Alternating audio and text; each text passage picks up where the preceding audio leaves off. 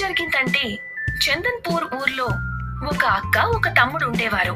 తమ్ముడు పేరు దినేష్, అలాగే అక్క పేరు రాధ. దినేష్ చాలా సోమరిపోతూ తను ఏ పని చేసేవాడు కాదు. ఒకరోజు రాధ ఇలా అంది, దినేష్, నువ్వు ఏదో ఒక పని చెయ్యొచ్చు కదా, ఎప్పుడు చూసినా ఆడుతూనే ఉంటావు.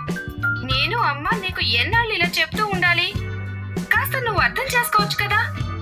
నా ఇష్టం, నాకు నచ్చినట్టు చేస్తాను. నేను నీకన్నా చిన్నవాణ్ణి. నా మనసుకి ఏదనిపిస్తే నేను అదే చేస్తాను. నా సమయం వచ్చినప్పుడు నేను బాగా పనిచేస్తానులే. అప్పుడే దినేష్ తల్లి అక్కడికి వస్తుంది. దినేష్, నువ్వు మీ అక్కతో అలా ఎలా మాట్లాడగలుగుతున్నావు? పద సారీ చెప్పు. తను నీకు నిజమే కదా చెప్తోంది. దినేష్ కి కోపం వచ్చింది. తను ఇంట్లో నుండి బయటికి వెళ్లిపోయాడు. రాధ కూడా దినేష్ కోసం తన వెంటే వెళ్ళింది. అప్పుడు రాధ ఇలా అనింది, దినేష్, దినేష్, ఇంత కోపంగా ఎక్కడికి వెళ్ళిపోతున్నావు? నేను కట్టెల కోసం అడవికి వెళుతున్నాను. ఎప్పుడు చూసినా మీరంతా నన్ను ఏదో ఒకటి అంటూ ఉంటారు. ఇక ఈ విధంగా రాధ కూడా దినేష్ వెనకాలే వెళ్తూ వెళ్తూ అడవికి చేరుకుంది. కర్రలు కొడుతూ ఉండగా దినేష్ కాలు జారి తను ఒక పెద్ద గోతిలో పడిపోయాడు. రాధా, రాధా, నన్ను కాపాడు, నన్ను కాపాడు, నేను గోతులో పడిపోయాను. దినేష్ అక్కడే ఉండు, నేను ఊళ్ళోకి వెళ్ళి అందరినీ తీసుకుని వస్తాను. దినేష్ ఆ గోతిలో అలాగే ఉన్నాడు. అప్పుడే తనకి ఆ గోతిలో ఏదో వస్తువు కనిపించింది. ఆ గొయ్యి లోపల ఒక గుహ ఉంది. అక్కడి నుండి ఆ వస్తువు మెరుస్తోంది. దినేష్ ఇలా అన్నాడు, అరే, గొయ్యిలో ఈ గుహ, ఇక దానిలో అలా మురిసిపోతుంది ఏంటి? వెళ్ళి నేను చూసొస్తాను. దినేష్ అటు వెళ్దాం అనుకునేసరికి తన దగ్గరికి ఒక ఫెయిరీ వచ్చి ఇలా అనింది, ఆగు బాబు, నువ్వు ఆ మెరుస్తున్న చోటికి వెళ్దామని అనుకుంటున్నావా? అవును, కానీ మీరెవరు? నేనొక ఫెయిరీని. ఇక ఆ గుహ లోపల ఒక అందమైన రాజభవనం ఉంది. అక్కడి నుంచి నీకు ఈ కాంతి కనిపిస్తూ ఉన్నది బాబు. ఆ రాజభవనం మాయలు ఉన్నది. ఆ భవనంలో నీకు ఏం కావాలంటే అది దొరుకుతుంది. పేరీ గారు, ఏది కావాలంటే అదా? హాయిగా ఆడుకోవడం, తినడం, తాగడం అన్నీనా? అవును, నేను ఆ భవనాన్ని కాపలా కాస్తాను. పేరీ గారు, నాకు కూడా అక్కడికి వెళ్ళాలని ఉంది. నేను కొన్నాళ్ళు మా ఇంట్లో వాళ్ళ నుండి దూరంగా ఉండి ఇక్కడ ఉంటాను. మా ఇంట్లో వాళ్ళకి అప్పుడే నా గురించి అర్థమవుతుంది.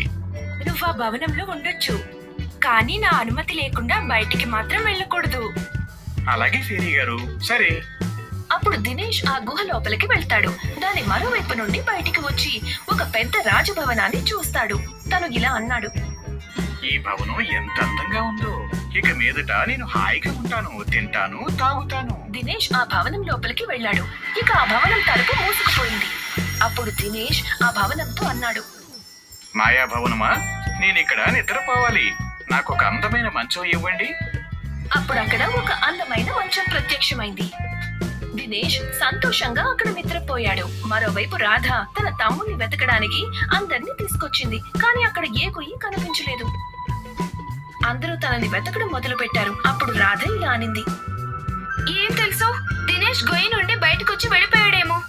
ఇక అందరూ అక్కడి నుండి వెళ్ళిపోయారు. దినేష్ ఆ మాయా భవనంలో చాలా సంతోషంగా ఉన్నాడు. తను తినడానికి అడిగితే భోజనం వచ్చేస్తుంది. ఇక తను రోజంతా ఇంట్లో ఆడుతూ పాడుతూ ఉండేవాడు. దినేష్ కొద్ది రోజులు సంతోషంగా ఉన్నాడు. కానీ తర్వాత దిగులు పడ్డాడు. తనకి ఇల్లు అలాగే తన తల్లి గుర్తొచ్చారు. అలా ఒక రోజు ఇలా అన్నాడు, నాకు అందరూ బాగా గుర్తొస్తున్నారు. నేను ఎన్నాళ్ళ బట్టి ఇక్కడే ఉండిపోయాను. అందరూ బాగా బాధపడుతూ ఉండి ఉంటారు. నేను తిరిగి వెళ్తే మంచిది. అప్పుడే దినేష్ భవనం నుండి బయటికి వస్తూ ఉండగా తనకి పెద్ద షాక్ తగిలింది. తను దూరంగా వెళ్లిపడ్డాడు.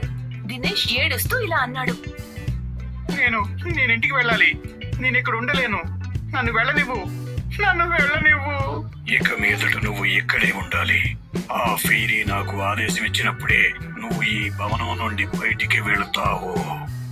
దినేష్ గట్టి గట్టిగా ఆ ఫెయిరీని పిలవడం మొదలు పెట్టాడు.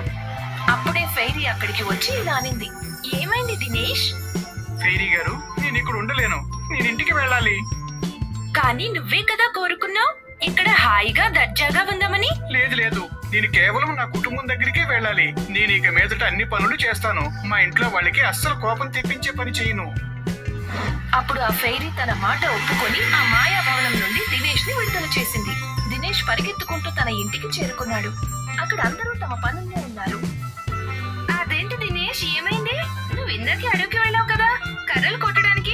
నేను నీతో పాటే వచ్చాను, కానీ నువ్వు కనిపించలేదని నేను తిరిగి ఇంటికి వచ్చేసాను.